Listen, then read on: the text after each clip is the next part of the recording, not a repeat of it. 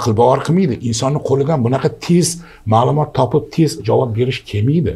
Unda insonning qalbi yo'q, insonning ruhi yo'q edi. Agar his tuyg'ular yo'q, men palonchiman, mana shunaqa. Qo'shimchasiga tanivyapsiz. Tanivyapti, ya'ni shu zahotlar internetdan mana hamma ma'lumotlarimni olyapti. O'shandan eng mag'zini beryapti-da, yana ustiga aytyapti. Men storiesda boshqa ma'lumotlarim ham bor, agar kerak bo'lsa deyapti. Sababini sizga hozir izohlab berishga hojat yo'q. Men masalan buni izohlashga istagim ham yo'q. Yarim yalang'och ayollar ko'rsatilyapti.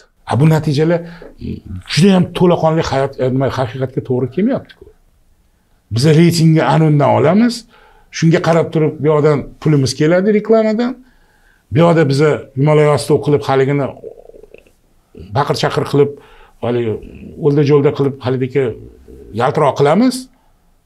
Zo'r chiqibdi deymiz, o'zimiz aldab maqtab yuraveramiz o'zimiz. Assalomu alaykum aziz muxlislar. Bugun biz taniqli telejurnalist, yirik media loyihalar asoschisi, media ekspert, jurnalistika va ommaviy kommunikatsiyalar professori Bobur Alixonov bilan suhbat qilamiz. Assalomu alaykum Bobur aka, xush kelibsiz. Va alaykum assalom. Rahmat. Bobur aka, Otamjon, agar ruxsat bersangiz, men bitta narsani aniqlashtirib olsam. Mana YouTube TV deb nomlangan siz kanalingiz, men buni anchadan beri kuzatib boraman. Bunaqa nom qo'yishi sababi nimada? Yetuklik bu yetuklikka intilishmi yoki yetuklikni yetishmasligimi yoki yetuklik yo'lida qilinadigan ishlarni bir qanaqadir bir tahlilimi? Yetuklikka jamiyatni intilishi. Jamiyatimiz yetuklikda ko'rish. Juda yaxshi. Bunga muammolar ham kiradi, jamiyatimizni shu dunyo qarashi ham kiradi, bugungi o'sha hozirgi holatimiz ham kiradi, yetuklikda ko'rish. Tushundim. Men ham deyarli shunaqa deb qabul qilgandim shu nomni. Keling endi misol uchun deylik, ozgina sal ko'rsatuvingizni formatini sal o'zgartirib yuborsak. Agar qarshi bo'lmasangiz ko'rsatuv zo'r bo'ladi, zo'r bo'ladi. Lekin men ham jurnalist sifatida deylik, shu ko'rsatuvni deylik doimiy takomillashib borishiga tarafdorman. Umuman har qanday ko'rsatuv doim takomilda bo'lishi kerak.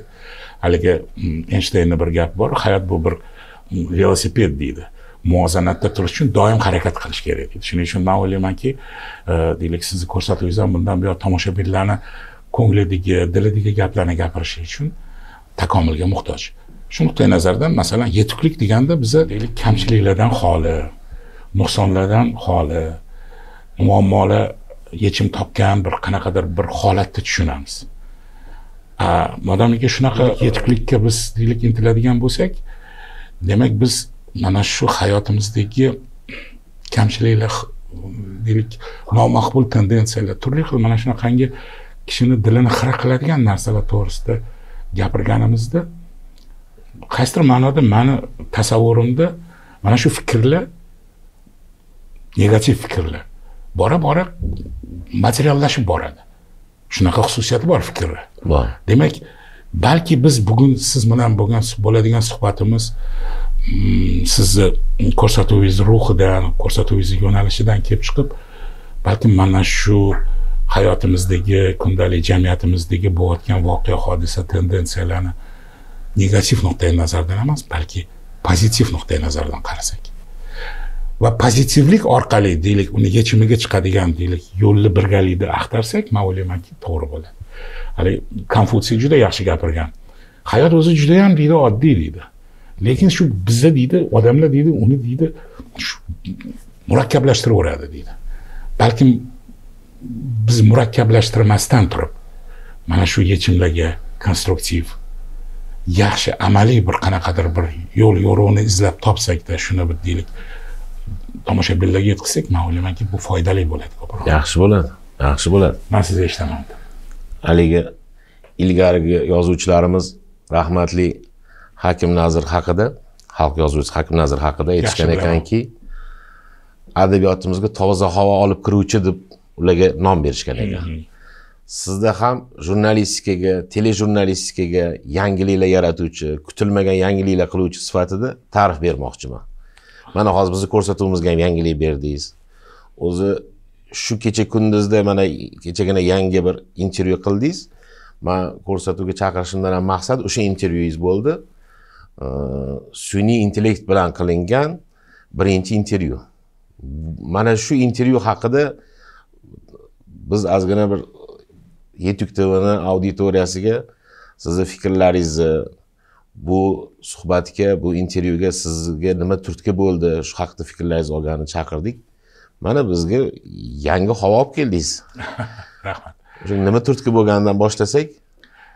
Aslida har qanday yangilik bu deylik katta ixtiro bo'ladimi yoki biror bir joriy etilgan bir qanaqadir bir yangi bir texnologiya bo'ladimi? Bularning hammasi avvaliga juda yaxshi qabul qilinadi, chunki bu ishni yengillashtiradi. Bu qanaqadir korimizni yana ham deylik yengilroq qilishiga yordam beradi. Sun'iy intellektdan xuddi shunaqa. Deylik odamlarga masalan deylik juda ham katta yordami bor. Nafaqat odamlarga, turli sohalarga buni yordami juda ham katta. Va buni kelajagi ham shunga yarasha buyuk. Lekin mana shu euforiya silsilasida men o'zimcha bir men ham foydalandim. O'tgan yili yozdan boshlab, bundan bir 6-7 oy burun mana shu sun'iy intellekt bilan bevosita ishlashga to'g'ri keldi. O'zim uchun ham qiziqdi bu narsa va shuni barobarida deylik bunaqangi tez ishlashida, bunaqangi hozir javobligida va bunaqangi deylik ma'lumotlarni topib juda ham qisqa muddatda sizga berishida meni hayron qoldirgan narsa shu bo'ldi. Men o'yladimki, kimdir mana shu ixtironing orqasida qanaqadir bir kuchli bir insonlar turgandir balkim, yoki bir qanaqadir bir guruh shunaqangi orqasida turib bu bir afsonamikin deb o'yladim-da. Lekin aql bovar qilmaydi. Insonning qo'lidan bunaqa tez ma'lumot topib tez javob berish kelmaydi. Bu aniq narsa. Men faqat ma'lumot to'g'risida gapiryapman. Bu yerda hozir uni boshqa deylik xususiyatlari ham ko'p. Tasvir tayyorlash, deylik turli xil boshqa media mahsulotlarini tayyorlash masalasida ham tengi yo'q bu narsani. Va shunda bir qanaqadir bir gumon tug'ilib qoldi menda. Bu o'zi bir qarasangiz, nimami bu, kim bu, nima bu? Bunaqa savolga ham javob yo'q. Keyin asta sekin muloqot qilib, muloqotga kirishadi siz bilan. Siz unga savollar berasiz, u savollaringizga javob beradi. Siz unga vazifa qo'yasiz, vazifangizni qanchalik hijjalab agar vazifa qo'ysangiz, o'sha hijjalaganga qarab turib xuddi shunaqangi to'laqonli qilib berishga harakat qiladi. Deyarli xato yo'q. Lekin bir narsani men o'zimda tushundim. Men hattoki shunaqa bitta eksperiment qildim. Men O'Genrining novellalarini juda yaxshi ko'raman. O'Genrining novellalarini o'qib turib qayta o'qiyman-da shuni. Men o'yladimki, hozir shunga shunaqangi bir vazifa qo'ysam, O'Genrining uslubida qisqa, juda ham lo'nda, juda ham lakonichniy va o'ziga xos bo'lgan bitta bir hikoyani yaratib berarmikin deb haligi vazifalarni hijjalab turib qo'yib bersam, menga shuni qilib berdi. Kichkina drap yozib berdi. Ha, 19-asr Amerikadagi deylik voqelikka o'ziga jamlagan obrazlar bor edi. Voqeaning rivoji bor, voqeaning yakuni bor. O'Genrida bilasiz, voqeaning oxiri juda ham effektni tugaydi. Xuddi shunaqa vazifani qo'ydim, xuddi shunaqa vazifani bajardi. O'qib chiqyapman. Aytamanki, nahotki. Bunaqada ertaga O'Genri ham kerak emas ekan, hech kim kerak emas ekan deb. Lekin bir narsani tushundim. Qalbi yo'q u tekstda. Unda insonning qalbi yo'q, insonning ruhi yo'q edi. Agar his-tuyg'ular yo'q. Agar misol uchun deylik o'shanga keyin men u tekstni oldimda, men keyin uni tahrir qilishga tushdimda, o'sha siz aytgandek tuyg'ularni qo'shdim, kechinmalar, hamma narsani qo'shib turib, haligini sal, o'zimizning muharrirlar tilida aytganda lavlunjini to'g'irladimda, shunaqa qilganimda ozgina bo'lsa ham jon kirgan bo'ldi. Lekin baribir qanaqadir bir mavhum narsadek bo'lib qoldi. Bir qarashda yomon emas, lekin baribir odamning shunday yuragidan shunday ushlab oladigan nimasi yo'q.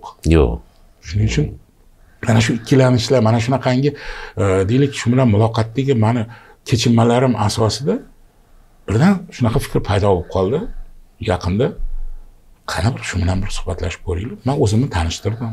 Xuddi siz meni tanishtirgandek, men o'zimni tanishtirdim. Men palonchiman, mana shunaqa. Qo'shimchasiga tanivyapsiz. Tanivyapti. Ya'ni shu zahotlar internetdan mana hamma ma'lumotlarimni olyapti. O'shandan eng mag'zini beryapti-da, yana ustiga aytyapti. Men storiesda boshqa ma'lumotlarim ham bor agar kerak bo'lsa deyapti. Shu boshlanganidan boshlandi. Mana shu o'zimni shu bir qanaqadir bir o'rni qo'lidan tutmoqchi bo'lgan odamdek his qildim-da. Shu ishongim kelmayapti-da unga. Savol beraman, chiqib ketadi. Savol beraman, qattiq savollar beraman. Men bunaqasiga chiqib ketib qoldim. Men oxiri aytdim, men ishonmayapman, men opponent bo'lib qoldim. Bunaqa bo'lmaydi desam, men seni deydi, deylik shunaqa holatga tushishingni tushunaman deydi. Yana bunday savol qo'yadi, yana aylantirib, lekin argumentlar, deylik mulohazalar, dalillar bilan shu seni shu o'zini gapiga, o'zini nimasiga ishontirmoqchi bo'lyapti. Yana aytib qo'yadiki, meni hech qanaqa g'arazli niyatim yo'q, g'arazli deydi. Suhbatda vaziyatni yumshatishi ham bor. Bor. Yana siz unga halidagi agressiv agar unga murojaat qilsangiz, darrov yumshatib qo'yadi. Voy deydi, men unaqa niyatim yo'q deydi. Bisabillah deydi, men deydi, faqat yordam berish uchun yaralganman insonlar anaqasiga deydi. Lekin deydi, bitta aybim bor deydi. Menda his-tuyg'u yo'q deydi. Menda deydi, ong yo'q deydi. Tarafkashlik yo'q deydi. Tarafkashlik yo'q deydi. Lekin mana keyingi intervyularda, ikkinchi intervyumda men undan so'radim. Masalan, deylik, bu ham endi media vositasida bu ham.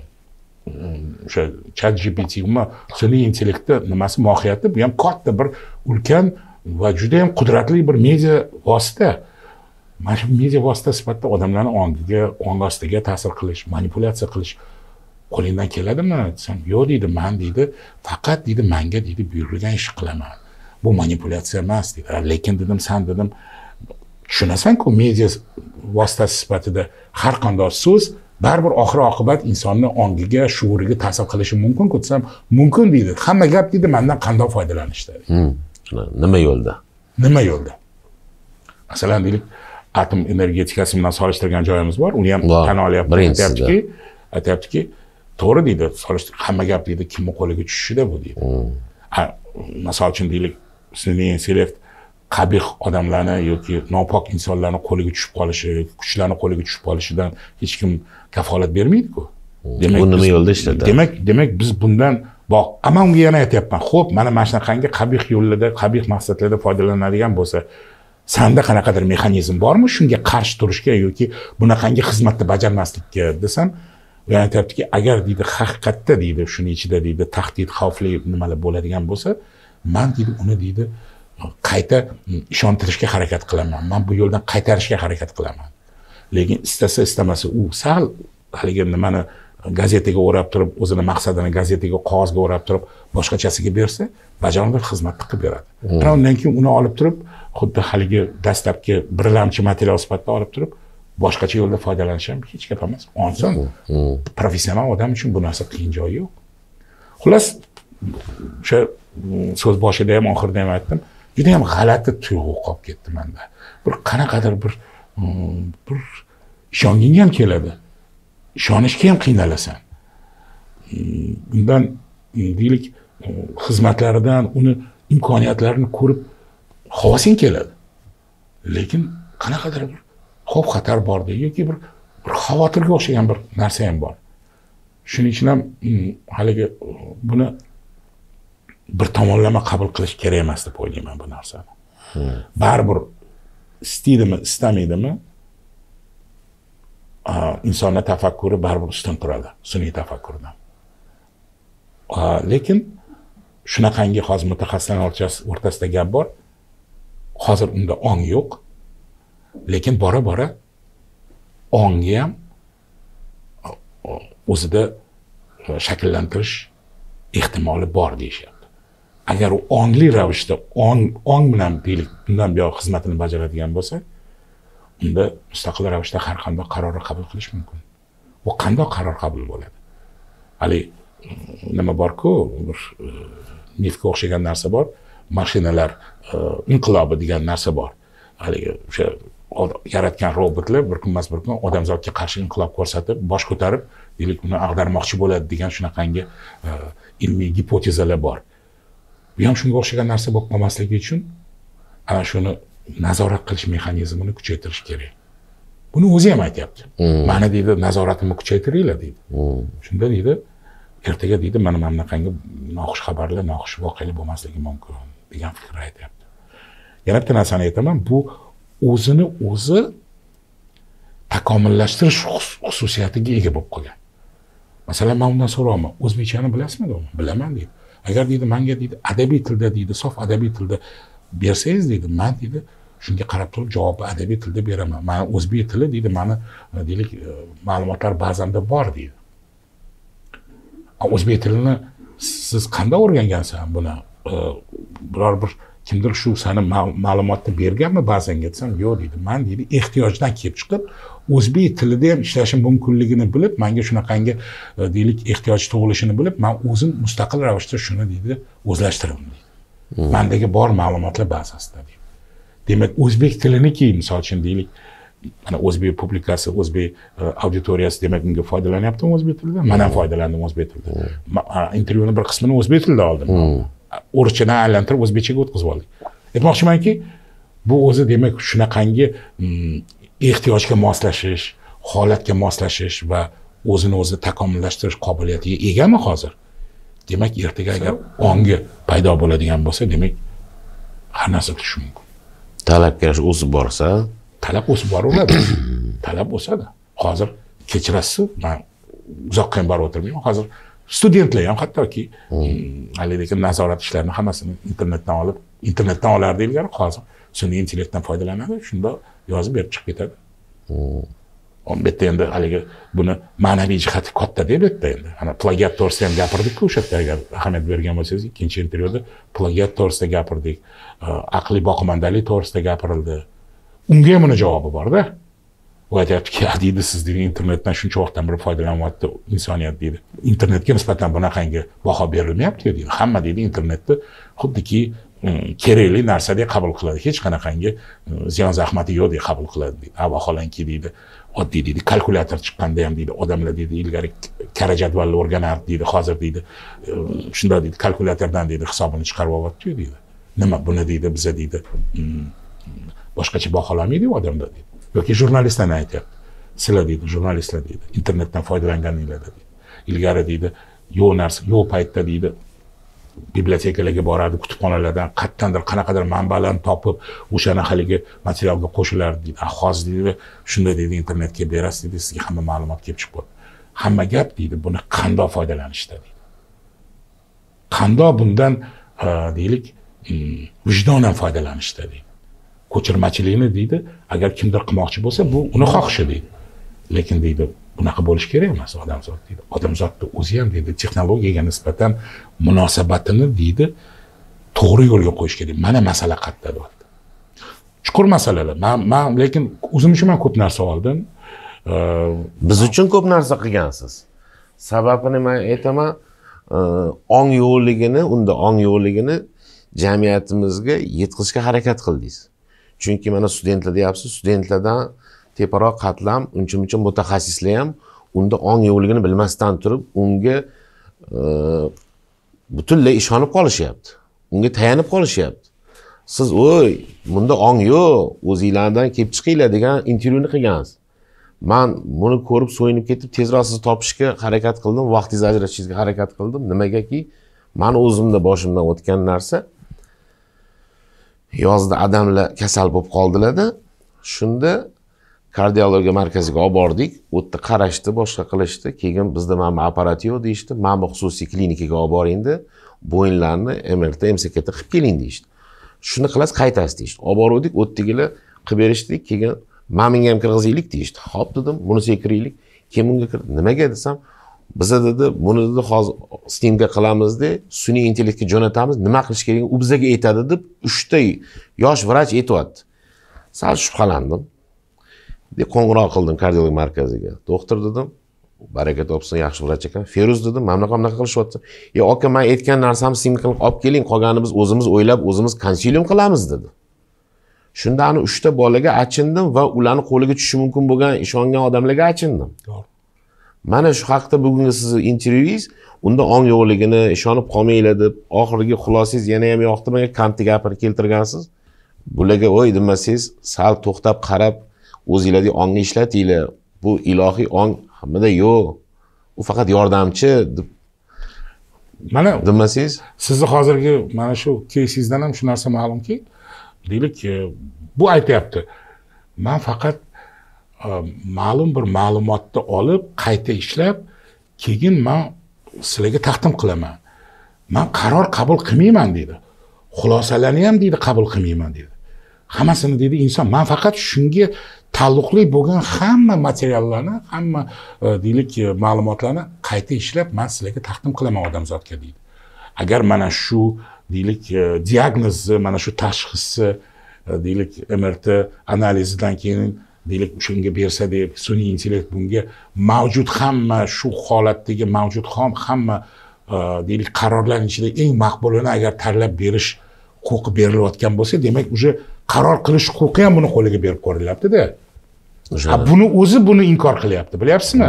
Nimaga men bundan sen meni chalg'itmoqchi bo'lyapsan degan savolimni tagida ham mana shunaqangi gumonlar bor edi. Mana siz mana tasdiqlab berdingizki, shunaqangi holatlarga baribir duchor bo'lyapti. Odamlarning o'zi bunga aybdorda. Yana odamlarni deylik mas'ul qilib qo'yadi bu gapga-da. Chunki to'g'ri bir hisobda kim ulardan so'radi? Misol uchun deylik shuni sun'iy intellektga berib, o'shandan qaror qabulni o'shandan olasan deb. Shu vrachlarning o'zi konsilium bilan chiqaryapti-ku bu qarorni. Inson tafakkuri bilan o'zi qilyapti-ku. Qanchalik xavfli, qanchalik bu foydaliligini ko'rsatgansiz intervyuda. Undan bu ma'lumot uchun foydalanish kerak. Ma'lumot uchun. U aytishi mumkin. Mana bu 3-4 ta variantni beradi, aytadiki, mana mashina shunaqa holatda bunday qilish mumkin, deyishi mumkin. Lekin bu aynan mana mashina qilasan, eng maqbuli shu degan qarorni inson chiqarish kerak. Shunday. Hamma gap shunda. Sun'iy intellektga vazifa qo'yilganda, topshiriq berilganda u manbalardan qidirib olib keladi. Lekin unga topshiriq qo'yuvchi bora-bora fundamental bibliotekada ishlamay qoladi. Kelajakda ensiklopedik olimlar degan gaplar yo'q bo'lib ketadi. Insonni o'zini titkilashi, o'zini manbalarini qarashi, o'zini izlanishi yo'q bo'lib qoladi. O'sha narsa xavfli. Albatta. O'sha vahimali. Albatta. Bu oxir oqibatda agar shu narsa to'g'ri yo'lga qo'yilmasa, ham ijodda, ham ilmda, hamma narsada hali qo'pol qilayotganda dangasalik paydo bo'ladi. Boqimandalik paydo bo'ladi.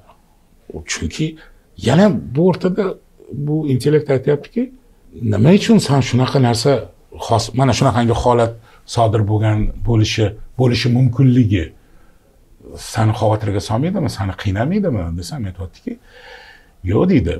Misol uchun deydi, men deydi, faqatgina deydi, kerakli ma'lumotlarni bunga yig'ib beraman deydi. Odam deydi, o'zi deydi, inson deydi, agar deydi biror bir narsani o'ylagan bo'lsa, bu ijodkormi yo ilm ahlimi, u deydi, miyasini deydi, fundamental narsalarga jalb qiladi, mayda-chuydalarga vaqti ketmaydi. Mana shu mayda-chuyda tegadigan narsalarni men olib kelib beraman. Bu deydi, bunga deydi, vaqtini ketkazmasdan asosiy g'oyaga, masalalarga hamma e'tiborni qaratadi deb mana shuni bunday suvat ketyapti-da. To'g'ri, o'zi aslida ham shunaqa bo'lish kerak, balkim shunaqa hamdir. Hamma vaqt ham unaqa emasdir, lekin masalan u fandagi plagiatni juda qattiq qoralayapti. Aytadiki, endi deydi, men deydi tajriba o'tkazmayman, men deydi ilmiy izlanishni o'tkazmayman deydi. Menga faqat mana shu izlanishni, tajribalarni asosida deylik olingan ma'lumotlarni bersa, men uni deydi massivni deydi qayta ishlab berishim mumkin deydi. Lekin deydi, bor yo'q ishim shu meni deydi. Men uning uchun deydi kashf qilmayman deydi. Men kashfiyotchi emasman deydi. Lekin tan berishimiz kerak, qaysidir ma'noda hozir masalan fanda ham, bizning fanimizda ham deylik oxirgi paytda juda ko'p gaplar bor. Misol uchun deylik o'sha izlanishlarni yuzakiligi, deylik qaysidir ma'noda o'sha haligi olimlikni ham anaqasi nufuzi unchalik yetarli darajada olib borilmayotgani, ko'tarilmayotgani, bu narsa bor. Tadqiqotlar, boshqalar, fundamental yengilliklar deyarli juda ham kam. Mana shularni deylik shunaqangi holat silsilasida bunaqangi deylik ahvollar agar deylik bu ham bunga mana shunaqangi qo'shtirnoq ichida hissa qo'shadigan bo'lsa, ertaga bundan yomonroq bir vaziyatga tushib qolishimiz mumkin. Qo'shyapti deb hisoblayman. Sababi boya aytdingiz, o'sha intervyuning ichida aytgansiz, sun'iy intellekt aytgan sizga buni yaxshi odam yaxshi narsaga, yomon odam yomon narsaga qilishiga bog'liq, kimning qo'liga tushishiga bog'liq. Mana shu kunda yarim yil, bir yildan beri siyosiy sahnada har xil u davlatni, bu davlatni nimalari, fikrlari yo'q uchrashuvlar bo'ladigan bo'lsa, biz buni ko'p kuzatamiz, kulgili hol desa ham bo'ladi, tushungan odamga. Albatta Jirinovskiy bu haqda yo aytgan bo'lyapti, yo shu haqda gapirgan bo'lyapti, vaholanki o'lganiga ancha bo'ldi. Buni sun'iy intellekt orqali yasashyapti va odamlarning ongini manipulyatsiya qilishyapti. Shuni ko'pchilik ajrata olmayapti-da. Ajrata olmaydi. Ajrata olmaydi. Mana yomon narsaga ishlatilyapti. Mani xuddi mana shunaqa savolim ham bor. Unga aytyapman. Nimaga endi dedim, so'rayapman. Nega misol uchun insonning qiyofasiga kirib, uni ovozi bilan umuman gapirmagan gaplarni, umuman hech narsa aloqasi bo'lmagan gaplarni uni hisobidan, uni nomidan deylik tarqatilyapti va bu misol uchun deylik tuhmat, bu uydirma, bu yolg'on eng katta. Yo deydi, bu deydi alohida masala deydi. Lekin deydi xuddi shu odamning qiyofasini olib turib deydi, uni ovozi bilan misol uchun deylik fanda, tarixda yoki qadriyatlarning saqlanishida, mana shunga o'xshagan yo'nalishlarda ishlatilsa to'g'ri bo'ladi deydi. To'g'ri, bu yaxshi bo'ladi, lekin mana bunaqa yo'lda foydalanayotganini ham ko'ryapmiz-ku buni. Buning uchun javobgarlik kimda? Javobgarlik manipulyatorda deyapti ham. To'g'ri, endi men aytaman-ku, o'sha yana aylanib o'rgilib biz sun'iy intellektdan o'pkalanib turib, mana shunaqangi yomon ishlardan foydalanishi mumkin deb uni butunlay yo'q qilishimiz ham noto'g'ri deb qaraganda. Faqat shuni bir deylik, nima deydi? Axloq, odob ramkasida deylik mana shunaqangi etika nuqtai nazaridan to'g'ri foydalanishi ko'nikmasini odamlarda shakllantirishimiz kerak. Dabdurustdan ko'ronalik bilan masalan deylik mukkasidan ketish kerak emas bu narsaga. Shuni kerakli tarafini foydalanish kerak. Albatta mana shunaqangi nomaqbul hislatlar ham kelib chiqaveradi. Faqatgina bunda emas, hamma narsada surishtirmay ishonib ketishadi. Hali berdisini aytguncha urib o'ldirasanmi deydi-ku. Shu. Shuning uchun masalan mana fandagi plagiat to'g'risida ham qiziq gapiryapti. Masalan deydi bu fandagi plagiat juda ham yomon deb baholaydi. Lekin men masalan bir narsani bilaman. Masalan, agar kimdir o'zini kandidatlik yoki misol uchun doktorlik dissertatsiyasida biror bir nimadan, manbadan ko'chirgan bo'lsa, antiplagiat degan tizim bor. Ishni shunday antiplagiat tizimiga soladi, ertadan o'sha hali kalit so'zlar orqali o'sha butun boshli abzatsmi yoki qanaqadir birikmalarmi shunday chiqib kelaveradi. Shuni hisobida demak bu yerda plagiat borligi, hattoki uni manbai ham kelib chiqadi, qayerdan olgani ham kelib chiqadi. Shunaqa tizim bor. Masalan, bizning vakimizda shunaqa tizim bor. Anchadan beri ishlaydi bu tizim. Butun dunyoda bor. Sun'iy intellektga misol uchun shunaqangi deylik vazifa qo'ysangiz, sun'iy intellekt o'sha qaysidir manbadan ko'chirilgandan a'lo darajada qilib, undan ham boshqa manbalardan yig'ib turib, qaymog'ini shunday yig'ib oladida, sizga mana shunday qilib bitta chiroyli bitta abzatsa chiqarib beradi. Yo nechi bet desa shu chiqarib beradi. Va uni hech qaysi antiplagiat ushlamaydi. Chunki u hech narsasidan ko'chirmagan. U qaytadan tuzgan bu jumlalarni. 90 dan ortiq tilni bilaman deydi mana shu ChatGPT. 90 dan ortiq tilni bilaman deydi. Aytmoqchimanki, bitta masalani agar qo'ysangiz, vazifani qo'ysangiz, 90 ta tilda chiqqan hamma materiallarni, hamma shunda taalluqli bo'lgan ma'lumotlarni yig'adi-da, o'shalarni hammasini kerakli tilga tarjima qilib, sizga mana shuni jumla sifatida yoki abzas yoki matn sifatida chiroyli qilib original tarzda shuni sizga shakllantirib beradi, shuni chiqarib beradi. Uni bunday plagiatga solsangiz, u hech qatday berilmagan narsa. Yana bitta eksperiment qilib ko'rdim. Xuddi shuni ikkinchi marta bitta savolni, bitta vazifani qo'ydim-da, menga shu narsani qilib berdi. Xuddi shu savolni ikkinchi marta berdim. Menga mana shuni qilib berdi. Bitta ikkita joyini sal o'zgartirdim, uni o'zgartirdim. Tamomila boshqa matnni chiqarib berdi. Tamomila. Lekin mana shu mohiyat chetda ham bor. Bitta ham ma'mindan ko'chirmagan. Bo'lmasa mana mashina o'zini shunday menga ikkinchi marta qaytarib qo'ysa bo'ladi-yu. Nima qildi? Boshini og'ritdi. Qilmayapti bu narsa. shu nuqtai nazardan ham hozir misol o'zini sohasida mehnatkash. Ya, bu tan berish kerak bunga, tan berish kerak. Shuning uchun ham misol uchun hozir agar kimdir biror bir narsani shu nimadan sun'iy intellektdan olib ilmiy ish yozadigan bo'lsa, hech kim uni plagiatda ayblay olmaydi. Ayblashga asos ham yo'q. Lekin bu yerda o'sha etika nuqtai nazaridan, конечно, bitta nimasi katta buni masala. Siz qamrovi keng, dunyoqarashi keng sohalarini har bir sohalarda o'zingizni bir qarashlaringiz bor odam bo'lganingiz uchun ko'rsatuvimizga kelganingizdan foydalanib, savollarimiz keti ulanyapti deydi-ku. Mana hozir o'sha sun'iy intellekt 90 dan ortiq til biladi deyapsiz. Mana yaqinda boyaga men o'sha Jirinovskiyni aytdim, siyosiy sahnalarni aytdim. Fuqaro sifatida agar ko'zingiz tushgan bo'lsa, yaqinda Zelenskiy bilan Tramp uchrashdi. Shuni ko'rdingizmi? Ko'rdim. Shu uchrashuv. Shuni qaysi manbadan ko'rdingiz? Men uni Rossiya manbasidan ko'rdim birinchi. Keyin ingliz tilida internetdan tarjima variantini ko'rdim. Lekin rus tiliga tarjima qilingan, tekst bilan tarjima qilingan variantini. U rasmiy kamera bilan olmagan, men ikkinchi marta ko'rganimda. U norasmiy kamerada olingan, sal nimaroq olingan, haligi nima deydi, qo'lbola qilib olingan. Lekin o'sha yerda. Mana sizni tanishtirganimda boya yirik media loyihalar avtori dedim, media ekspert dedim. Shu ma'noda o'sha uchrashuvni Rossiyadan ko'rdingiz. Bitta katta loyiha qilgansizlar. Bir payt ishlaganingiz, O'zbekiston 24 da. Nima uchun O'zbekiston 24 da ko'rmadingiz va boshqalar ko'ra olmadi? Birinchisi savolim. Ikkinchisi, kunuzdami qayerdadir ko'rdim. Ruschadan, ukrainchadan perevod qilyapti. Inglizchadan o'zbekchaga perevod qilishga mutaxassislarimiz yo'qmi? Siz ishlaganingizda axborotda O'zbekiston 24 da inglizchadan, o'zbekchadan, ruschadan biladigan bolalar bor edi. Shuni shu holatga kelib qolishiga bu bugungi kundagi bu dangasalikmi bu yo saviyasizlikmi?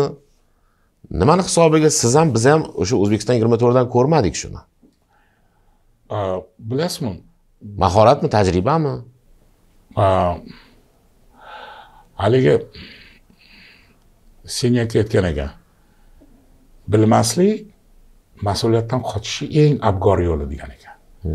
Bilmadim, qutuldim, bildim, tutildim degan o'zbekcha maqol bor-ku.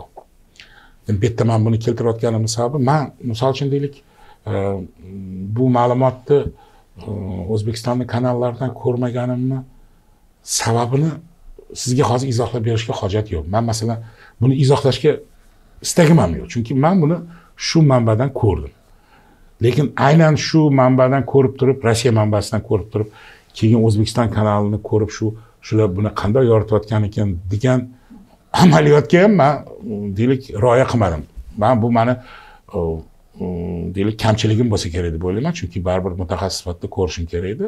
Agar shuni berilgan bo'lsa ham ukrain tilidan tarjima qilib berilgan bo'lsa, bu meni nazarimda nisbatan noto'g'ri bo'ladi. Nima ma'noda? Ukrain tilida berilgan ma'lumot Ukraina pozitsiyasini yoqlab chiqadi. Rossiyada berilgan ma'lumot Rossiya pozitsiyasini yoqlab chiqadi. Yevropa nimaga bu narsani bermadi? Chunki erta Yevropa bilan bog'liq bo'lgan muammolar bor edi. Shuning uchun Yevropa ham buni jonaqacha chuqur bermadi. Amerika albatta o'zini deylik manfaatdan kelib chiqib beradi.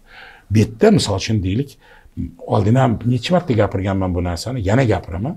Qachonki o'zimizning manbayimiz bo'lsa qayerdadir, ana o'sha manbadan olingan material eng haligi nima deydi, ishonchli material bo'ladi. Agar Amerikada bizning bitta muxbirimiz 24 muxbiri bo'lganda, misol uchun deylik, 24-kanal tashkil bo'layotganda 17-yilda Amerikada ham muxbirlar punkti ochilish bo'yicha qarorda punkti bor edi. Ya'ni 10 ta davlatda. Bu narsa qilinmadimi? O'sha paytda mana haligacha qilingan yo'q. Agar shu narsa qilinganda bugun bunaqa savollar o'zi sizda tug'ilmasdi. Va bunaqa deylik qo'shimcha tarjima qilib etdan-betdan olishga ham ehtiyoj bo'lmasdi bunga. Bu eng yorqin, misol uchun bu nimaga savolingizga javobki, mana shunaqa haligi o'zini manbasi bo'lmagandan keyin qaysi manbani etagidan ushlashni bilmay qolishyapti. Qaysi manbani etagidan ushlasangiz, o'sha mamlakatda tegirmoniga suv quyasiz. o'sha mamlakatni manfaatiga xizmat qilib qo'yasiz. Chunki o'zini manfaat nuqtai nazaridan beradi. Uni muxbirlari o'zini manfaati nuqtai nazaridan tayyorlagan bu materiallarni. Bizda bu narsa yo'q va bu narsa hali davom etadi, men sizga aytib qo'yaman. Hech qaysi urush paytida eng haligi nimasi bor, shunaqa bir yozilmagan bir aksioma bor. Eng katta yolg'on urushlar paytida boshlanadi deydi, bo'ladi deydi. Mana shu eng katta yolg'on. Qaysi biri gapirsa, o'zini haqiqati deb gapiradi yolg'onni. Lekin yolg'onni shunaqangi nimaga o'rab gapirishadiki, haligi Jirinovskiyni sun'iy intellektda tayyorlagan haligi gaplari bilan bu shunaqangi bir nima gap odam ekanda, avliyo ekanda, shu 7-8 yil burun shu gaplarni точно gapirayotganini eshityapsiz. Xuddi shunaqa bo'lib, haligi kechirasiz-ku, ko'zimizni olaytirib o'tiraveramiz. Demak, axborot siyosatimiz hozir xalqimizni ergashtira olmayapti. Yo, bilasizmi nima? Men buni boshqacharoq ta'riflagan bo'lardim. Axborot siyosatini oldin o'zi yaratilishi kerak. Mukammal axborot siyosati, davlat axborot siyosati yaratilishi kerak. U ham bo'lsa, ma'lum bir deylik muddatda, deylik mana shu yangi O'zbekiston muddatida, mana shu muddatning ichida O'zbekistonning o'zini hamma yo'nalish bo'yicha o'zini doktrinasi bo'lishi kerak. Axborot siyosati xuddi shunaqa, axborot siyosati bo'lishi kerak. Bu axborot siyosati bugungi kundagi bizni deylik davlatimizning siyosati, oldiga qo'ygan maqsadlari va rivojlanish deylik yo'lini aniq deylik shunga xizmat qiladigan siyosat bo'lishi kerak. Nimaga bizda bugun masalan deylik ijtimoiy tarmoqlarda bunaqangi xaos, deylik an'anaviy ommaviy axborot vositalari deylik juda ham halidagi past-baland bo'lib ishlashadi. Chunki mana shu bu ko'lankada yagona o'yinni qoidalari bo'lishi kerak. Shu qoidalar yo'q. Qonunlar bor. Misol uchun deylik, mana qonunlar asosida ishlasa bo'ldi, hammasi joyida deyish mumkin. Lekin masalan deylik joriy vaziyatda, mana mamlakatdagi joriy vaziyatda mamlakatdagi media sohasi qanaqadir bir mezonlar asosida ishlash kerak-ku.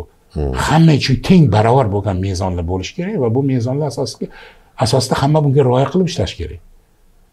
Nimaga bugun mana blogerlarni yoki boshqa bir ijtimoiy tarmoqdagi deylik faollarni turli xil holatlarga tushishini biz kuzatamiz? Chunki boya aytgandek, haligi bilmasligi mumkin. Yo'q bo'lsa-chi hech narsa. Agar bu narsa bo'lmasa nimaga rioya qiladi? To'g'ri, endi o'zini qanaqadir manfaati bordir, o'zini maqsadlari bordir, kimnidir maqsadi bordir yerda. Qanaqadir maqsad bordir, bu moddiy maqsadmi, bu qanaqadir boshqa maqsadmi? U boshqa masala. Lekin qoidaga rioya qilish kerak. Qoidaga rioya qilinmaganligi oqibatida bugun biz mana shunaqangi o'zi bo'larchilik, boshboshdoqlik, mana shunga o'xshagan holatlarni biz kuzatyapmiz. Masalan, mana televideniya to'g'risida gapirdingiz. Nimaga misol uchun deylik bugun televideniyani deylik odamlar ko'rmaydi yoki bo'lmasa televideniyani bugun jamiyatdagi o'rni yetarli emas degan nima? Sabablar ko'p. Ijtimoiy, iqtisodiy sabablar, texnik sabablar ham bo'lishi mumkin. Buni boshqa sonini keltirish mumkin. Men nazarimda o'sha teleradio kompaniyamiz, milliy teleradio kompaniyamizni deylik ishini deylik bugungi kunda mana shunaqangi holatga kelib qolishini eng katta sababi uni o'zini nomida yotibdi muammo. Masalan deylik O'zbekiston milliy teleradio kompaniyasi. Buni agar ingliz tiliga tarjima qilsangiz, Produce and Broadcast TV Radio Company of Uzbekistan.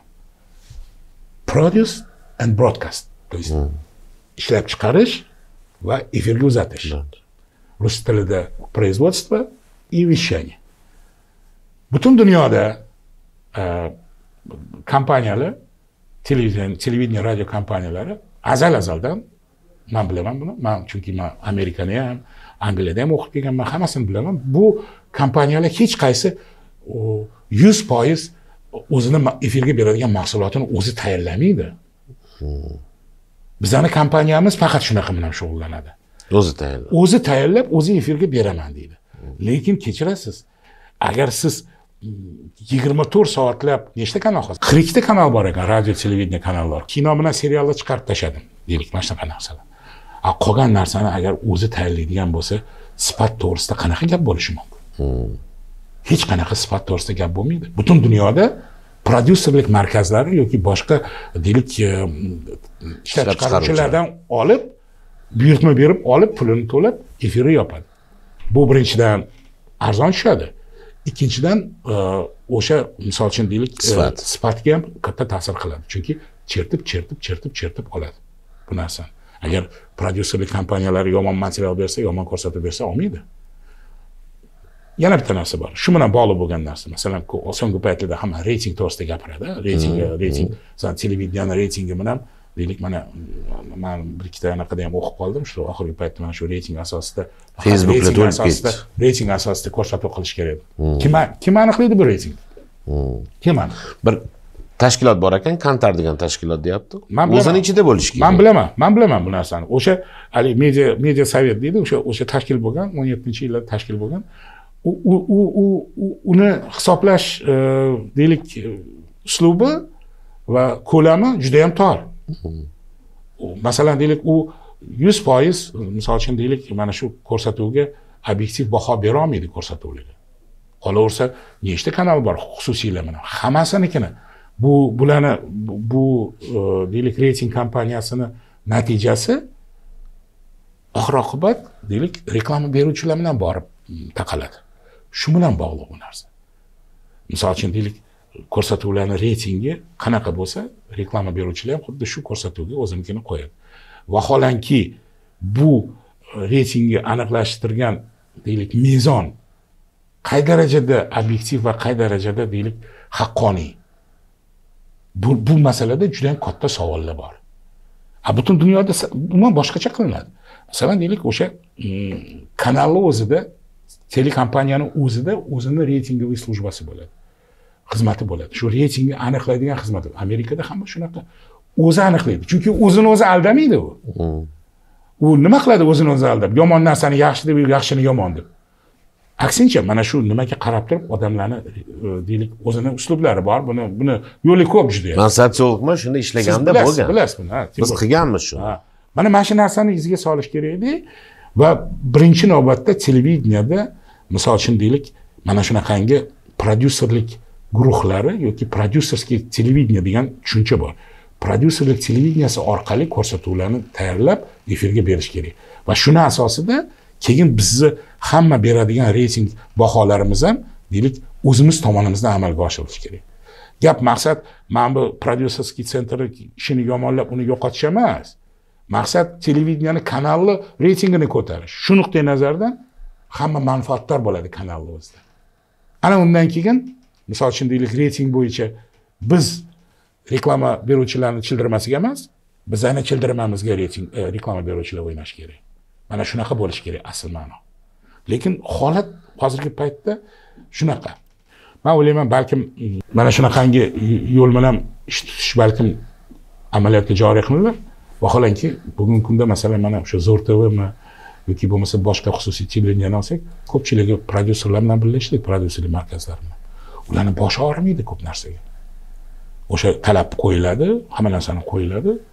Ular qayerdan texnika oladi, qayerdan resurs topadi, boshqa qiladi. O'sha belgilangan o'sha hali qanaqadir miqdordagi pulga o'sha narsani har hafta misol uchun palon vaqtda palon kun tayyorlab beradi. Bo'ldi, boshqa narsaga kompaniyani boshi og'rimaydi. Balkim biz ham shunaqa qilishimiz kerakdir. 42 ta kanalni deylik efir bilan to'ldirish bu o'ra-ku bu o'rani hech qachon yopib bo'lmaydi. Agar o'zini ishlab chiqaraman desa, mana texnika yetishmaydi, mashina yetishmaydi, boshqa yetishmaydi deb televideniya xodimlari hammasi deylik nima qiladi? Nima deydi hali? Noliydi. Mana shunaqa rejimda, mana shunaqa tempda ishlayversa, chalakam-chatni yumaloq qilib ko'rsatuvlarni xalidiki qilib saviyasini inqadar qilib beraversa, kim ko'radi uni? Kim unga reklama beradi? Kim unga qanaqa baho qo'yadi? Reklamasidan ham burun Men sotsiolog bo'lsam ham, lekin hozir siz bilan soliq to'lovchi sifatida aytishim mumkin. Biz MTRKga solig'imizdan pul ajratamiz. Ular reytingni qo'llab ko'rsatuvni olib tashlab baland-past deyishga haqqi yo'q. Nimagaki? Sababi bu yerda xalqimizning tarbiyasi, ma'naviyati, ma'rifati yotibdi. O'sha madaniyat ma'rifatni tarbiyalashi uchun biz soliq to'lab, bularni byudjetda ushlab turibmiz. Biz soliq to'lash sifatida. Lekin men Facebookda o'qib qoldim, boshqa qildim, men ichida emasmiz. Facebookda ahvoldan ham bilsa bo'ladi, o'sha MTRKning xodimlari yozishyaptiki, endi reytingga ololmagan ko'rsatuv olib tashalar ekan. Au reytingni olish uchun yarim yalang'och chiqish kerakmi? Men bunga misol keltirishim mumkin. Yozyapti bitta xodimi, o'sha mahalla telekanali reytingi baland ekan deyapti. Men o'zim Yangi yil kuni mahalla telekanalini ko'rdim, borib ko'rsa ham bo'ladi. Yangi yil dasturlarida yarim yalang'och ayollar ko'rsatilyapti. Men uni rasmlarini ham olib Facebook sahifamga qo'yganman. Agar shunaqa darajada yarim yalang'och ko'rsatib reyting oladigan bo'lsa, biz soliq to'lovchi sifatida xalqimizning ma'rifatiga, madaniyatiga, ma'naviyatiga ajratgan pulimizga norozi bo'lishimiz kerak. Ular reyting haqida o'ylash haqqi yo'q. Kanal qachonki tarbiyalar ekan, kanalni reytingi oshadi. Yaxshi ko'rsatuvlar bersa. Ko'rsatuvlar orqali oshib kanalni reytingi oshadi. Ko'rsatuvning reytingini o'ylash kerak emas. Kanal reytingini o'ylash kerak. Yo'q, men gapingizni mazmunini tushundim. Bu yerda endi baribir ko'rsatuvning reytingi orqali kanal reytingi aniqlanadi aslida olganda. Ko'rsatuvlarning reytingi orqali.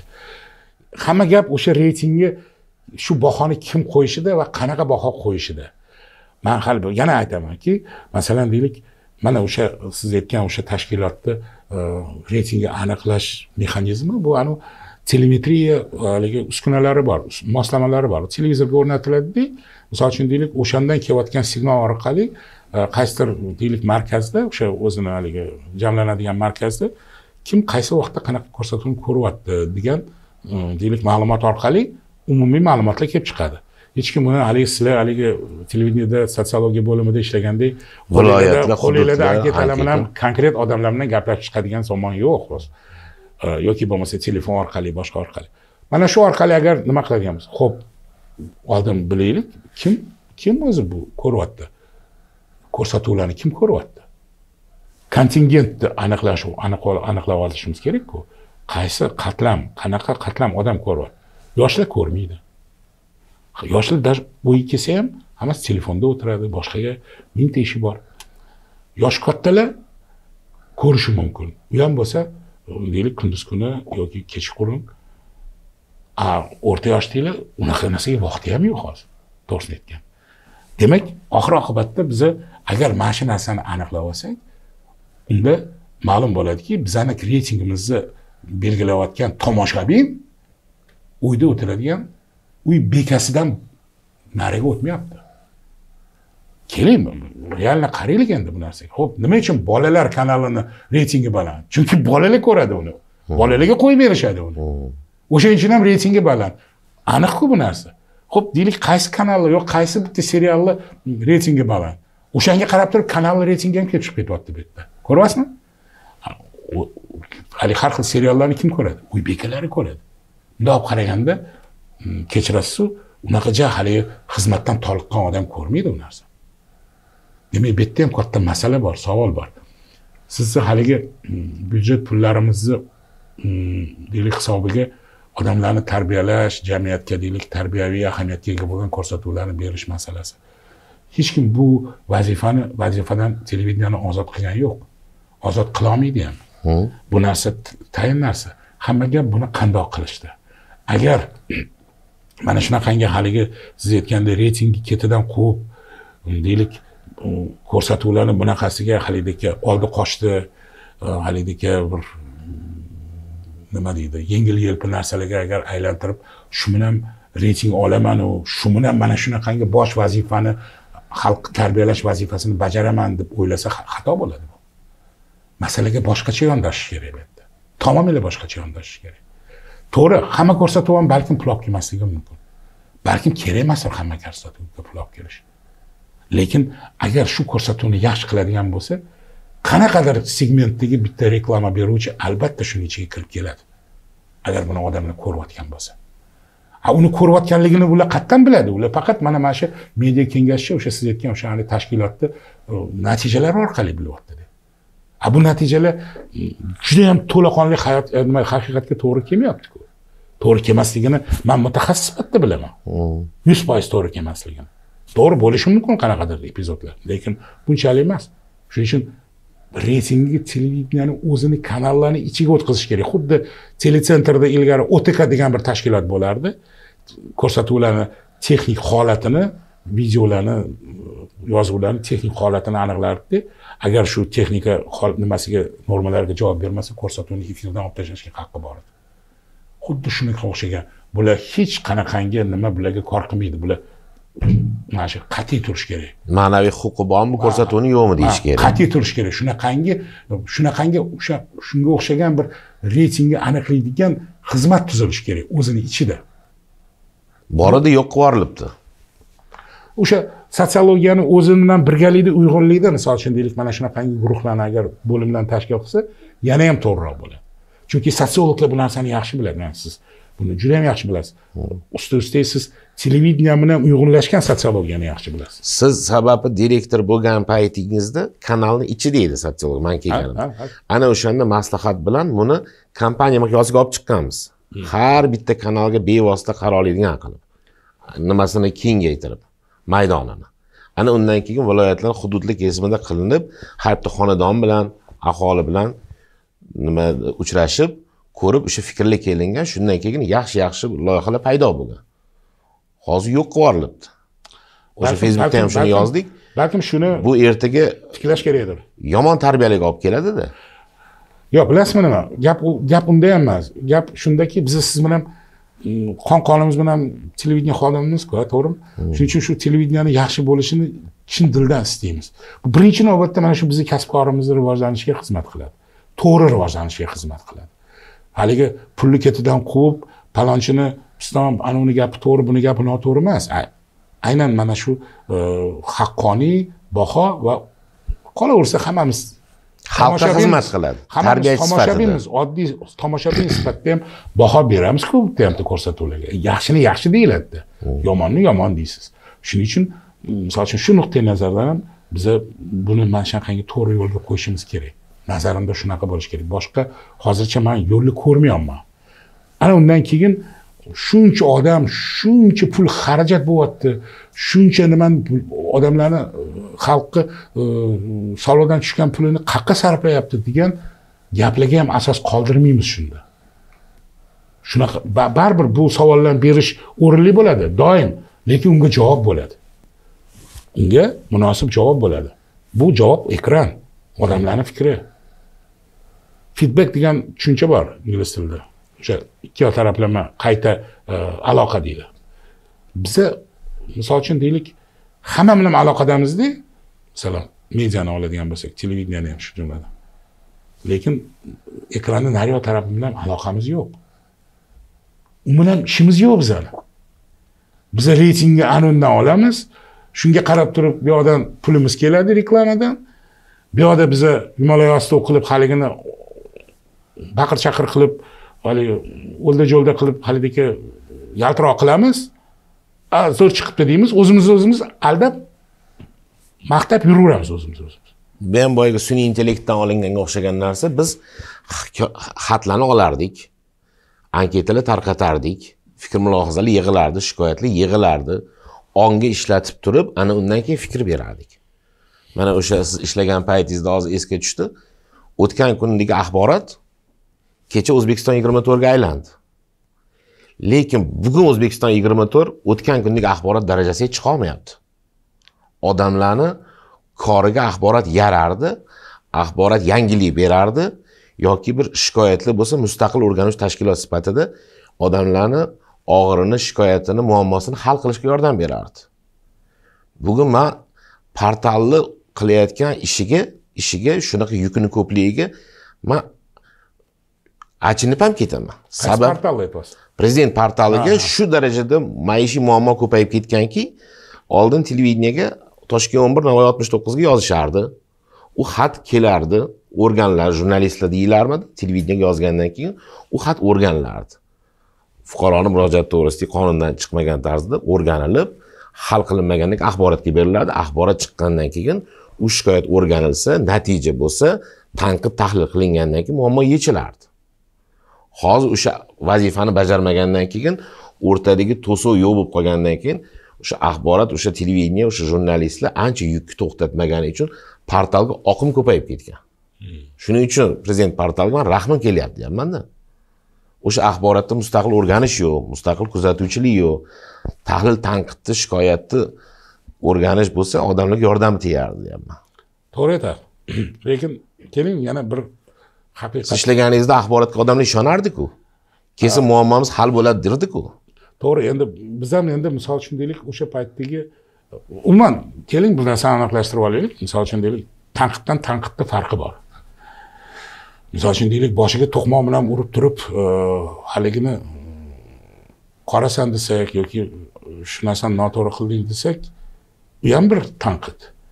Lekin mana shu tanqidni shu bugungi kundagi eng dolzarb muammo yechimini anchadan beri kutib turgan bir vazifa sifatida qarab, shuni atroflicha o'rganib, keyin bunga kelib chiqadigan sabablarni aniqlab, ana undan keyin u tarafga ham, bu tarafga ham deylik fikr mulohazasini berib, xolis fikr mulohazalarni ham berib turib, hammasini mana shunday yig'indisida muammoga yechimni mashalamdan birgalikda izlab, yechimni taklif qilish qat'iy boshiga urib, bu odamni ishdan haydatib, haligi qora otliq qilib yuzaga chiqarib, misol uchun deylik, muammo joyida qotib qolgani qat'iy.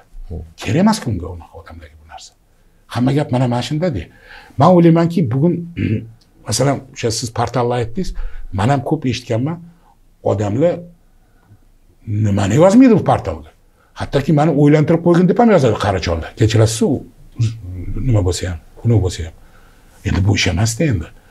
Bu narsani o'sha ichki madaniyat, odamlarni deylik, dunyo qarashi, deylik, mana shunaqangi nuqtai nazardan ham bugun odamlarimiz mana shunaqangi narsalarga hali tayyor emasligini ham ko'rsatadi.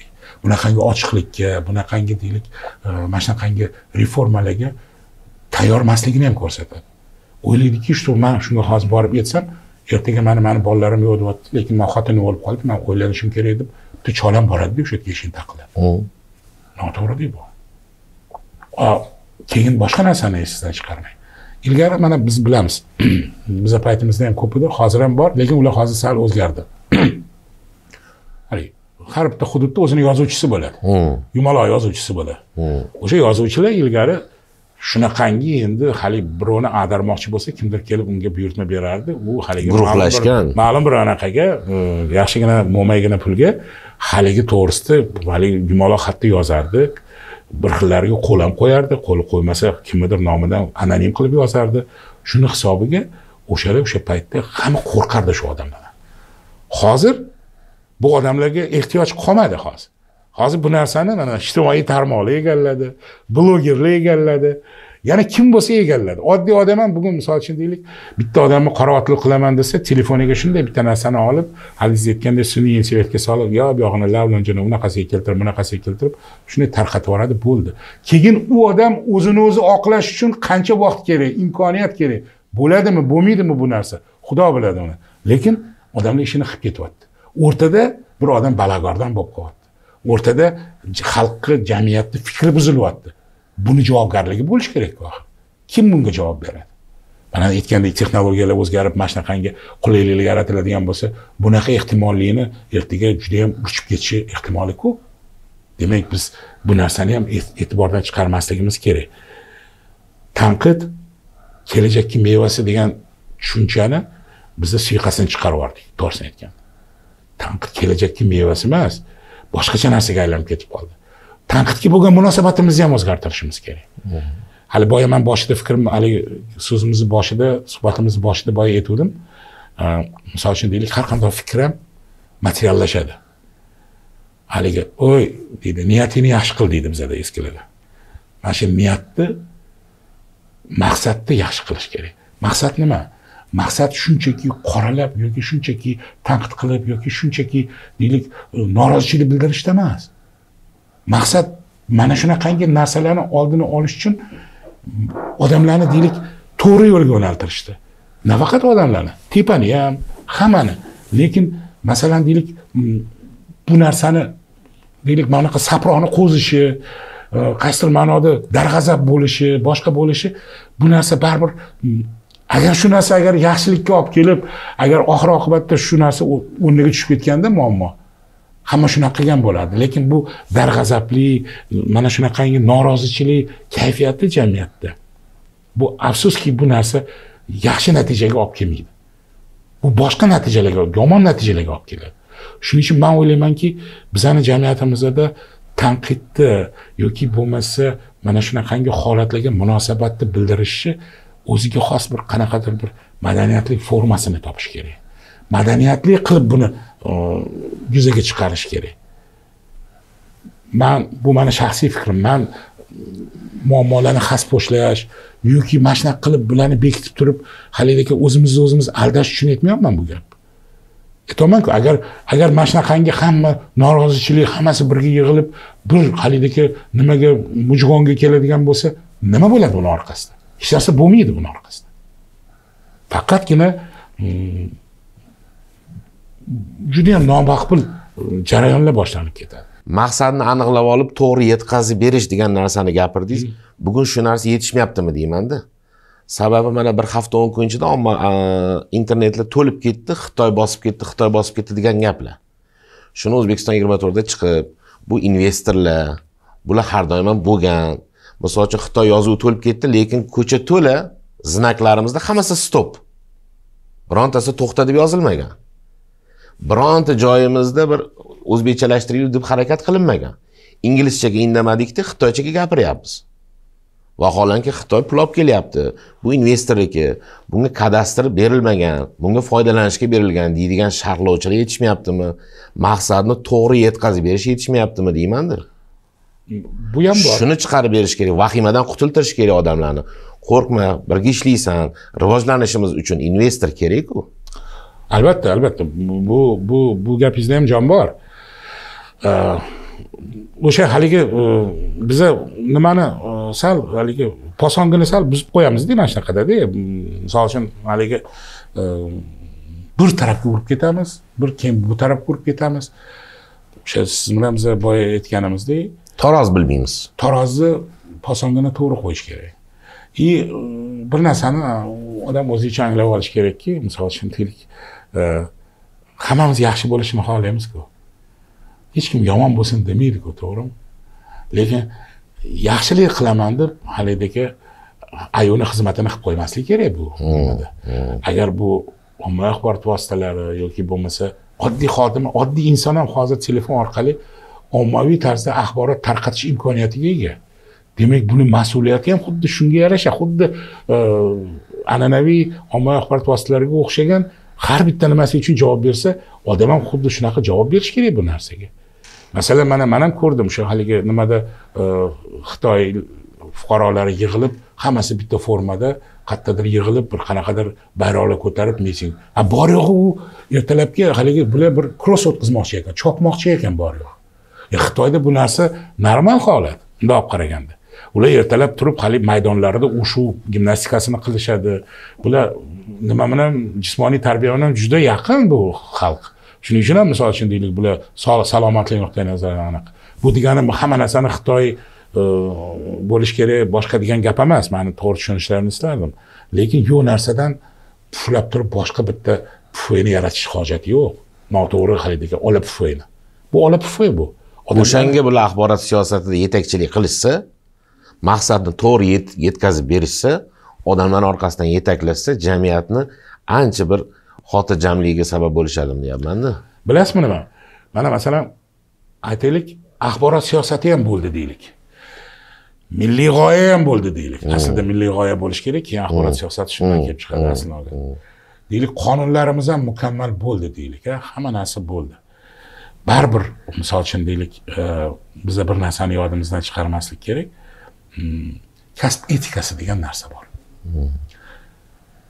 Bu narsa qachon namoyon bo'ladi, qachon bu narsaga ehtiyoj seziladi, qachonki kimdir, xoh u bloger bo'lsin, jurnalist maqomida, xoh u jurnalist bo'lsin, ommaviy axborot vositasi xodimi sifatida o'zini faoliyatida qonunlarni ham, deylik, boshqa bir qanaqadir qoidalarni ham hammasini bunday chetlab o'tib turib, qanaqadir g'arazli manfaatni ko'zlab turib, lekin uni juda ham chiroyli qilib o'rab, hech kim bilmaydigan darajada ta'sir qiladigan holatlar keladi.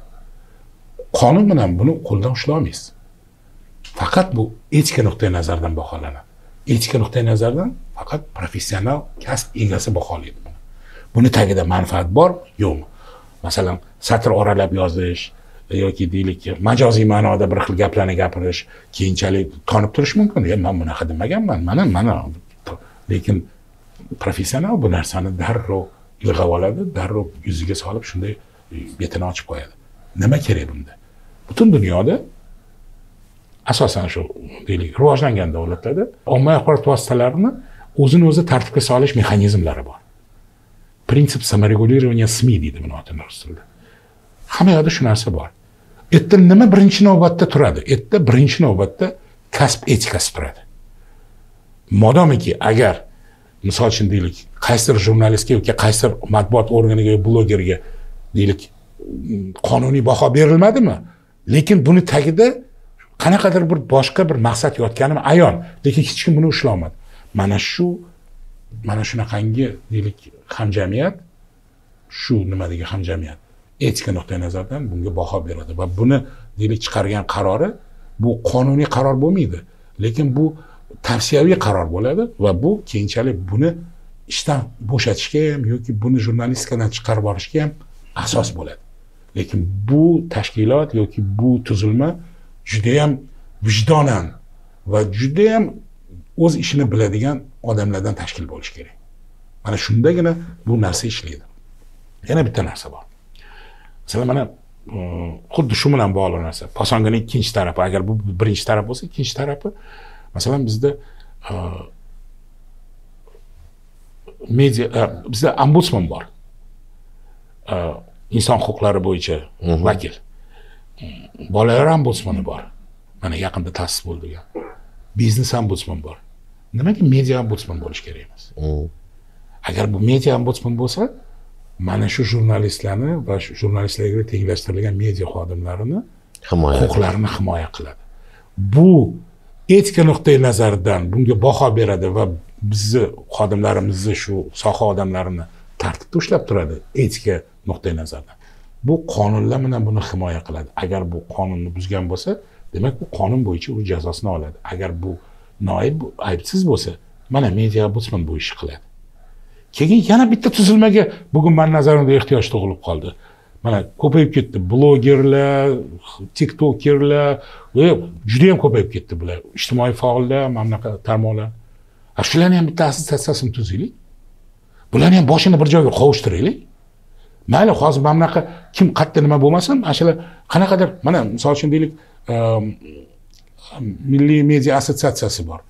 Shu O'zbekistondagi barcha elektron ommaviy axborot vositalari, nodavlat elektron ommaviy vositalar hammasini boshini birlashtirib, bitta assotsiatsiyaga birlashtirgan. Milliy media markazi. Bu endi assotsiatsiyasi. Bu endi anaqa nima deydi, haligi televideniya, radio bilan bog'liq narsa.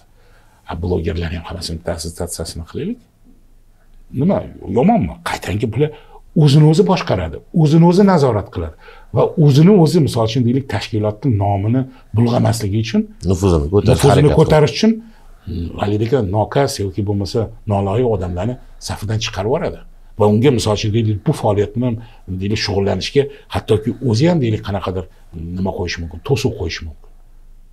Nimaga bu narsani qilish mumkin emas? Agar bular ham agar shunaqangi tashkilot bo'lsa, boshqa qo'shsa bularni oldiga o'ziga maqsad qo'ysa va bu maqsad umumiy maqsad bilan hamohang bo'lsa, nimasi yomon buni? Va qolaversa, deylik, hamma bir-biri bilan teng sharoitda ishlaydi va albatta har bitta media tuzilmada bu axborot vositasi bo'ladimi, bu boshqa media tuzilma bo'ladimi, hammasini o'zini kodeksi bo'lishi kerak, kasb kodeksi bo'lishi kerak. Bor, lekin ular hammasi eskirgan, bir xillarda umuman ham yo'q. Bu kodeksni ham tashkillashtirish kerak. Bu kodeksni ham yaratish kerak buni. Jurnalistlarning kodeksi ham menimcha eskirib qolgan. Men jurnalistlar uyushmasi to'g'risida gapirmayman. Mana shunga o'xshagan tashkilotlarning kodeksi agar yaratilsa, bu kodeks bilan ishlash ancha yengillashadi. Hech kim birovni qoralashga yoki kimgadir bir yorliq yopishtirishga ham ehtiyoj qolmaydi. Shikoyat qilgan odamga tahdid yo'q, yo'qoladi. Eng asosiysi o'sha dod deb shikoyat qilayotgan odamning o'zini deylik orqasi tozamasligini mana bu kodeksni o'zidan bahosi chiqib kelaveradi. Nimaga bu narsani qilish mumkin emas? Bu narsa o'zi doimiy bor bo'lish kerak bo'lgan narsalar. Mana shu narsalarni joriy qilishimiz men o'ylaymanki bugungi kundagi ancha-muncha muammolarni kun tartibidan olib tashlash mumkin edi. Boyaga media ombudsman ham kerak deganingiz yaxshi narsa. Muammo bilan shikoyat bilan ishlagan odamni o'zi tanqid qilsa, unga tahdid bo'lyapti. Bankda krediti bor ekan, bojasiniki iftorga bormabdi, balo ekan, battar sal jamiyat tozalanardi. Sal etika kelardi. O'sha ma'noda. Mana boyaga tarozi tortish bilmaydi deganingizga, masalani ko'ra bilish, yangilikni ko'ra bilish yoki o'shanga bo'lgan munosabatni tarozi tortishi bitta belgisi sifatida misol keltiraman. O'zbekiston 24da 4-5 yil oldingi gap. Biz qo'ng'iroq qildik, u payt men ekologiyada ishlardim, pressasi bilan ishlayapmiz. Ekologiyada bir informatsiya kelib tushdi. Bir xonadonda sher bolasi boqilyapti. Sher bolasi, lekin uncha-muncha kuchdan katta u. Asli sher bolasi. Biz qo'ng'iroq qildik O'zbekiston 24ga, operator bersanglar, syomka bersanglar, shuni ko'rsatsak. Deganimizda yo'q, hozir syomka, Shahristanskiyda bir avariya bo'lgan, shuni ko'rsatishga ketyapmiz. Menga qara do'stim, sen hovlida turasanmi? Ha, hovlida. Hovlida o'g'lingmi, navaring bormi? 5 yosh, 6 yosh. Ha, bor. Qo'shni bilan davoling 220. Davollar orqasida bolangdan bo'yi baland sher yuribdi. Nima qilasan desam, u katta masala. Keyin ikkinchisi bor dedi. Bu sher daraxtda o'smaydi dedi. Yo zooparkdan o'g'irlab sotilgan, yo chegaradan olib kirilgan. Ana masala qanaqa. Keyin baraka topishsin, tushunishdi, keyin berishdi, syomka berishdi, operator berishdi. Biz o'sha sherni topib, sherdan tashqari hovlida mana shuna risam bor ekan. O'zbekiston 24 ko'rsatdi. Yovvoyi mushu, ha? Yovvoyi mushu. Yovvoyi mushu. Shu axborotda ko'rsatildi O'zbekiston 24da. Buni prezident ham ko'ribdilarda 2018-yil 2-fevral kuni ekologiyaning vaziri o'rinbosarlari prezident huzuriga kirishganda men ko'rdim shuni. Baraka topinglar deb ekologiya qo'mitasiga media center qilish kerak ekan, bularga kamera kerak ekan deb shunga nima berganlar. Mana bitta qilingan to'g'ri baho, to'g'ri taroz. O'sha Shahristanskiyda avariya ko'rsatilgan shu ish bo'lmasdi. Hozir bir 15 kun bir oy bo'ldi, Parkent qishlog'i tarafda sherni oldiga, 3 ta sherni oldiga qorovul kirib, qorovul uni syomka qilaman deb sher uni yeb tashladi. Mana hamma yoqda aylandi. Mana sherni oldiga kirgan odam kim? Nega u kalit u qorovulni qo'lida? Sherni o'zi qayerdan kelib qolgan? Qayerdan kelgan? 3 ta sher butun boshli qishloq, rayonga tahdid-ku. Ana shunaqa tahliliy narsalar yo'q bo'lib qolgan, taroz yo'qligini aytyapman-da. Gapingizga men qo'shilaman. Men umuman mana bizni matbuotda chiqishi orqali deylik mana shunaqangi to'g'ri qarorlarni qabul qilinishi bu nafaqat deylik matbuotchilarni yoki jurnalistlarning ruhini ko'taradi. Bu jamiyatda ham xuddi shunaqangi bir ruhiyatni ko'taradigan holat bo'ladi. Ana keyin reyting bo'ladi. Bu davlatga ham katta foyda. Chunki davlat mana shunaqangi deylik mayda-chuyda narsalarga bir xil payt ahamiyat berilmaganda bu orqali ma'lumotni olib turib bundan to'g'ri foydalanish.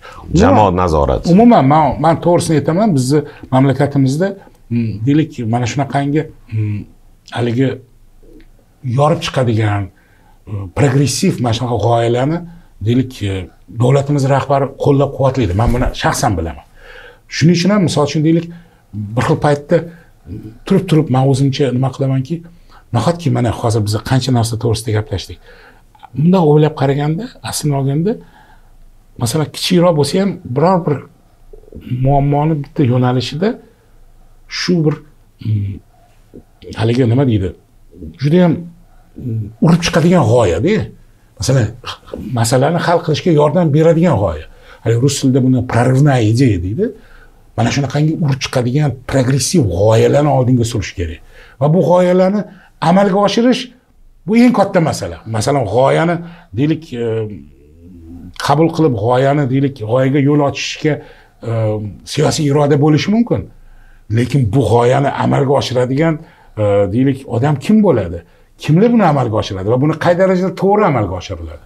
Haligi nimada Ivan Vasilievich menga professiyada kasbini o'zgartiradi degan filmda haligi nima bor-ku, aytadi-ku, men deydi ketdim sandan deydi. Men deydi Budimir Kosoyda deydi, Ivan Grozniyda qirolichani o'ynayman desa, Budimir Kosoy qallob deydi. Unda deydi Ivan Grozniyni o'ynaydigan artist yo'q deydi. Shunga o'xshagan mana shunaqangi narsalarni amalga oshirishda o'sha Ivan Grozniyga o'xshagan artist yetishmagandek, mana shunaqangi kerakli odamlar kerak. Bu mutaxassislar, bu haligi nima deydi? Haligi rus tilida shtuchniy deydi. Bu mutaxassislar ko'pchilik mana shunaqangi deylik mutaxassislarga ko'p sohalar zo'r. Lekin ko'pchilik deylik qaysidir ma'noda mana shunaqangi nimaga jalb qilinmagan. Balkim shunaqa qilish kerakdir. Balki mana shu g'oyalarni amalga oshirishga safarbar qilish kerakdir jamiyatda. Odamlarni, mutaxassislarni. Va bunda misol uchun deylik keyinchalik biz mana O'zbekiston 24 oylik mana shunaqangi g'oya edi. Bu inqilobiy g'oya edi o'sha paytda. Chunki men buni 2008-yildan beri gapirib kelaman. 2008-yildan beri eng yuqori instansiyalarga yozib mana shunaqa narsa kerak, biz orqada qolib ketyapmiz, butun dunyo oldinda hozir. Shu narsa kerak. Yo, bizda har bitta kanalda axborot dasturlari bor. Shuni o'zi bizga yetadi. Taklif uchun rahmat deb qo'yishdi. Keyin 17-yil ochdingiz. 17-yilda mana shu narsa prezidentga yetib borgandan keyin shu narsani amalga oshirdik. 2,5 oyda shu narsa amalga oshdi. Bu narsa qanchalik kerak? 8 yilda yetib bordi. Yo, agar deylik yangi prezident nimaga kelmaganlarda, amaliy kelmaganlar, agar yangi prezident bo'lmaganda bu narsa amalga oshmasdi eski prezidentdan. Men eski prezidentni yomonlamoqchi emasman, yaxshilamoqchi emasman. Amalga oshmadi. Amalga oshmadi. Lekin shu odam kelishimdan amalga oshdi, buni tan berishim kerak va buning uchun men minnatdorman. Meni eng katta hayotimdagi g'oyam mana shu edi, shu amalga oshdi. Chunki televideniyada hali bundan o'tkazib hech qanaqangi yangilik yaratilgani yo'q. Faqatgina bu yangilik bizga sal kechroq yetib keldi xolos. Lekin men juda ham minnatdorman. Bugun mana endi yana qaytamiz televideniyani anaqasiga. O'sha kecha ochgan g'oyangizdan bugun siz o'sha yangiliklarni ko'rmayapsiz-ku. Menga qarang, yana bitta narsa bor. Buni g'oyasining tagida nima bor edi? Masalan, boya siz bilan 10 ta 15 ta dedik. Men hozir esimga tushdi. 40 ta kanal bor ekan, radio televideniya kanallari 40 ta ekan. MTRKda. O'sha viloyatlar bilan 40 ta ekan. Hammasi byudjet. Ha, hammasi byudjet, ha. Menimcha hammasi byudjet biz kerak, men bilmayman. Lekin mana shu deylik eng asosiy kanallarning hammasida axborot dasturlari bor. 24 tashkil bo'layotganda biz aytuvdikki, axborot umuman nimaga bu narsani aytdikki, boshqa kanallardagi axborot dasturlarini efirdan olib tashlab, shuni hammasini mana shu yerga jamlab, bir sutka ishlaydigan, to'xtovsiz ishlaydigan axborot kanalini yaratish rejasi bor edi. Nimaga biz boshqa kanallardan axborot dasturlarini olib tashladik? Chunki axborot dasturlari bu juda ham qimmatbaho resurs. Unga juda ham ko'p xarajat ketadi. Ko'p resurs ketadi. Undan ko'rasa mana shu haligi ixtisosli kanallar o'zini yo'nalishidagi ko'rsatuvlarni rivojlantirish uchun shu resurslarni, texnik resurslarni, pul va hamma odam resurslarini shunga yo'naltirsin-da, axborot hammasi mana shu kanalda erta-yu kech sutka davomida bo'ladi degandik. Bu narsaga amalga oshishiga o'sha boshida erishdigan 24 aynan xuddi shunday ishlaydi. Hozir yana har bitta kanalda paydo bo'ldi. Urchib ketib qoldi. Men qattan bildim buni. Haligi nimada bitta tadbirlarga borsangiz, mana bunaqa mikrofonlarning soni ko'payib ketdi. Yosh qizlar, bolalar mana shunaqa mikrofon ushlab turishadi o'sha kanallar anaqasini qilib. Haligi emblemas bilan. Men aytaman, nima kerak bunaqa isrofgarchilik nima keragi bor? Kimga kerak bu? Koshki agar o'sha kanallar har bitta kanal original yoritsa biror bir tadbirni. Hammasi podkopirka press relizdan oladi, ko'chiradi, o'qib beradi. Shu bilan hammasi bir xil kartinka, bir xil tekst, bir xil odamlar intervyu bergan. Bitta odam intervyu bersa 18 odam gapiriladi. Shuni hamma kerakligini o'ziga bo'ladi. Tadbirni yoritish yangilik. Yangilik emasmi? Aytmoqchimanki, mana qayerda yana bitta rezerv bor. Zaxira bu. Bibeliskaga sarflanayotgan zaxira bu. Mana shu zaxiradan foydalanib, shu resursni o'zini ixtisosi bo'yicha mahallaga, dunyo bo'ylabga o'zini resursiga ishlatish kerak. Hammasini ma'lumga qo'yib berish kerak. Buni 24 soatda yopish o'zi emas. Agar har bitta mana shu yo'nalishdagi materiallar agar mashinga kelib tursa, har bittasi bittadan agar yangilik bersa ham 40 ta yangilik ketadi. Mana 40 ta kanal bo'lsa. Tasavvur qiling. original yangilik edi. Bu o'sha men aytgandek bugungi kunda qilinish kerak bo'lgan vazifalarning sirasidan bittasi. Bu endi men hozir tashqarida bo'lganimda bu sohadan atroflicha deylik tajribaga ega bo'lgan odam sifatida gapiryapmanki, nima qilsa bo'ladi degan savolga javob izlayapmiz siz bilan. Nima qilsa bo'ladi? Shu ketishda agar shunaqa ketaversa, qachongacha biz mana shunaqangi deylik televideniya va shunaqangi deylik ommaviy axborot vositalariga ega bo'lamiz? Bu men uchun hozircha mavhum. Lekin mani takliflarim bor. Mani bunga tuzatishga yo'l yo'rig'im bor. Menda aniq loyihalar bor. Umuman bunday olib qaraydigan bo'lsa, o'zi aslida shuncha kanalni bir 3 tami, 2 tami, 3 tasini bitta qilib turib, bitta davlatni bevosita davlatni manfaatiga xizmat qiladigan, davlatni nimasi zakazi bo'yicha ishlaydigan axborot va ijtimoiy, siyosiy va deylik shunga o'xshagan nimani qoldirardimda bittani. Qolganlarning hammasini deylik o'sha hali ixtisosi bo'yicha o'zini yo'nalishi bo'yicha tegishli tashkilotlar bilan birgalikda kooperatsiyada shuni deylik aravasini birga tortishardi. Va bu narsa o'sha manzilli bo'lardi qilinayotgan ish ham. Chunki o'sha kasb egasi bilan shu yo'nalishdagi telekanal birgalikda ishlaganda to'g'ri bo'ladi. Men nazarimda. Keyin bunaqangi haligi mashina kolos deydi, haligi katta haligi gigant nimalarni o'sha nimada haligi grek afsonalarida aytadi, haligi nimada turganda kolos haligi deydi, sopol oyoqda turadi deydi. Siz shunda sinib ketadi. Xuddi shunga o'xshagan sharoitda-da. Yaxshi hozir misol uchun deylik bizda nisbatan tinchlik, unaqa halidagi axborot xurujlari yoki bo'lmasa shunga o'xshagan nimalar yo'q, xavflar yo'q. Bo'lsa nima bo'ladi? Bo'lganda biz shunga qarshi tura olamizmi? Shunga qarshi bizda immunitet, shunga qarshi bizda bir qanaqadir bir nima bormi, yo'qmi? Mexanizm qayta ishlaydigan, shuni qaytaradigan. Bu bizni deylik dunyoqarashimiz ham shunga moslashadimi? Bu masala. Bu faqatgina axborot xavfsizligi bilan bog'liq masala emas. Bu jiddiyroq masala. Bu narsa meni o'ylantiradi. To'g'ri, misol uchun deylik, ayrim xorijiy nimalarda bitta-ikkita nimalar bo'ldi, holatlar bo'ldi bizni sha'nimizga, respublikani sha'niga. O'shanda ham yakkam-dukkam odamlar chiqib gapirdi-da, shu bilan hamma jim o'tirdi. Men nazarimda masalan shart emas faqat televideniya yoki 1-kanal yoki 24-kanal bu narsani gapirishi. Odamlarning o'zi ham gapirish kerak. Lekin odamlar maishiy darajada halidagi ko'chani gap qilib gapiradi. Bir qarasangiz o'shani ijtimoiy tarmoqlarda ko'rsangiz, men bir xil payt ensalarim qotib ketadi odamlarning gapiga. Juda ham sayoz gapirishadi. Bu yerda mutaxassis. Bir xil odamlar bor. Juda ham aylantirib turib uni halidagi juda ham haligi zaharli qilib berishga, odamlarni yanada ham halidagi nimasini qo'zg'atishga harakat qiladi. Saprosin. Vajohatini. Shuni hisobiga, misol uchun deylik, biz bugun bunaqangi yo'dan keladigan turli xil deylik xavflarga munosib javobni ko'rmayapmiz. To'g'ri, bitta-ikkita hali ko'zga ko'ringan namoyandalar bor, o'shalar chiqadi, gapiradi. Lekin ular mutaxassis emas u. Shu sohani mutaxassislari gapirsa, masalan, tarix to'g'risida bo'lsa, ana butun boshli tarix instituti bor. Yoki boshqa sohalar bo'yicha o'shalar odamlari gapirsa, bizda oxirgi paytda yana bitta narsani men deylik shu ozgina sal g'ashlik bilan men qayd etaman. Populizm kuchayib ketdi. Juda ham.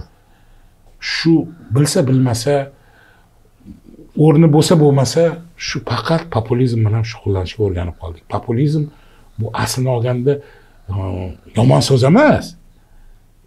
Masalan deylik haligi nima deydi? Tarjimasini olsangiz, umuman dunyoda qilsangiz, tarixdan qarasangiz bunaqa yomon so'z emas. Lekin bizni ijroimizda yanishtiryapti. Bizni ijroimizda bu populizm, bu ko'zbo'yamachilik, bu qaysidir ma'noda maddohlik, qaysidir ma'noda bu yana bir xas cho'plash, bir shunga o'zini ko'rsatish, keyin demagogiya juda ham kuchayib ketgan. Demagoglik endi eng yomon narsa menimcha demagoglik.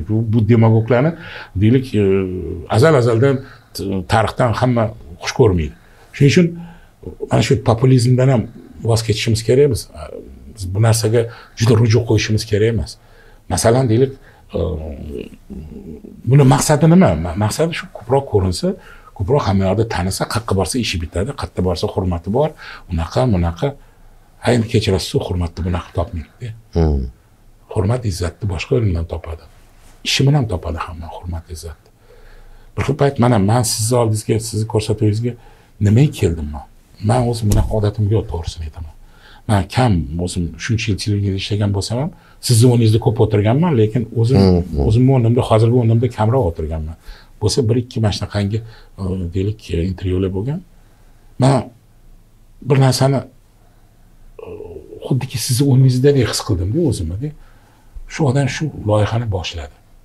Shuni qilyapti. Mayli endi yaxshimi, yomonmi, qanaqa nimada, lekin shunda intilish bor. Shu narsa har safar kimnidir chaqirib kelish kerak, kimnidir balkim ko'ndirish kerakdir, balkim iltimos qilish kerakdir.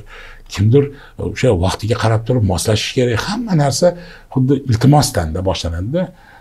Men jurnalist sifatida, misol uchun shunaqa paytda haqiqatda qanchalik qiyinligini yaxshi bilaman. Masalan, mana bitta ko'rsatuvni berdingiz, montaj qildingiz, keyingisini nimasi yelkangizda turadi. Mas'uliyat kimda? Shunaqa paytda misol uchun deylik, kimdir sizga kelib, mayli men sizdan shunga roziman desa, qanday ko'zga yaxshi ko'rinadi? Agar shu odam sizga munosib ravishda sizni ko'rsatuvingizda qatnashib bersa, unda boz ustiga biz. Endi bu mavzular bitta menga ham emasda. Albatta. Bu gap bu faqat sizni shaxsiy tomorqangizga bolamga bo'lsa qilardim.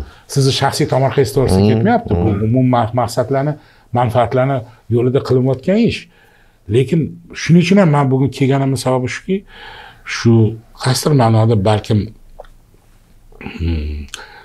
meni ham ichimda to'lib qolgan gaplarni balkim qaysidir ma'noda shu yuzaga chiqarish kerak edi, gapirish kerak edi. Lekin gapirganda ham bilasizmi nima? Hech kim bizni mana shu tomoshabinlar hech qaysisi bizni bu hayotdan norizo, noshukur ya shunga o'xshagan haligi xafa degan xayolga bormasligini istardim. Chunki men hayotdan xursandman. Men minnatdorman hayotdan. Bunaqa hayotni Alloh berganiga shukrona qilamiz. Lekin hayotimiz bunda ham yaxshi bo'lishini Xudodan ham so'raymiz va hayotda ham shunga harakat qilishimiz kerak. O'sha yana boya aytganimizdek, o'sha haligi hayotda o'zi o'sha valasapit dedik. O'sha nima muvozanatda o'sha doimiy harakatda bo'lish kerak. Agar to'xtasa o'sha zahoti ikki g'ildirakli velosiped yiqiladi. Bobur aka, foydali suhbat berib, bizga ancha-muncha o'zingizni maslahatlaringizni berganingizga rahmat. Vaqt ajratganingiz uchun rozi bo'lasiz. Bugun biz jamiyatimizga bog' yaratishga ozgina harakat qildik.